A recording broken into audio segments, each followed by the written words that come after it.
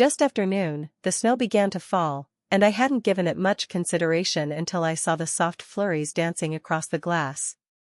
It was after sunset when we left the city, but what had begun as a little snowfall had intensified into an unrelenting blizzard.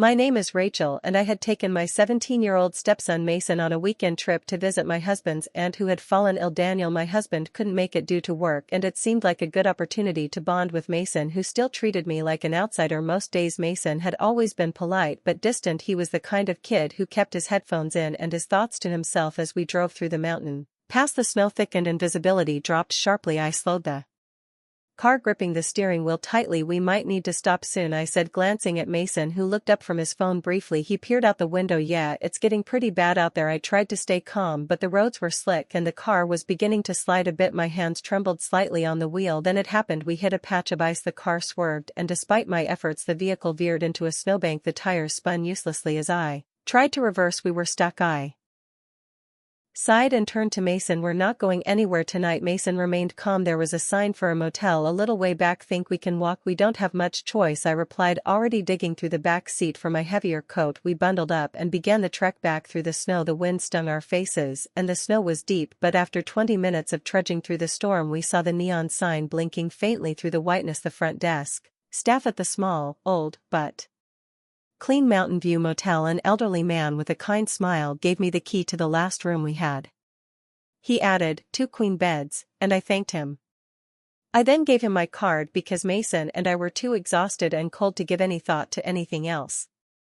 After entering the room, I immediately went to the bathroom to warm up in the shower while Mason was using his phone to browse through one of the beds. The hot water was heaven, removing the chill that had crept into my bones. I put on a sweatshirt and a hoodie and went outside to discover Mason watching a movie on the muted television. I said, "Remind me of a road trip movie," and he grinned.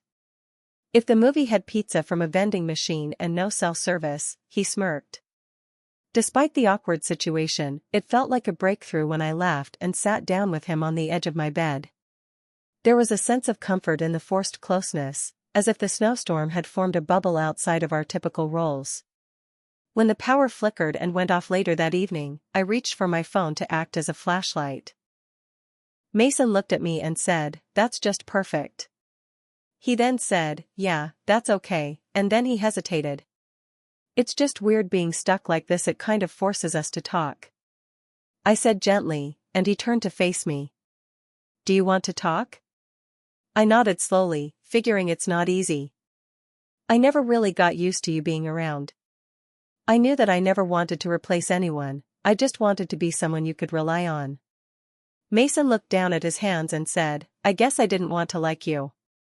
It seemed like he was forgetting about my mom, and he looked down at me. "If I did, it would have been forgetting her, but there's enough room in your heart for both." He didn't answer right away, but then he whispered, "Thanks for not giving up on me."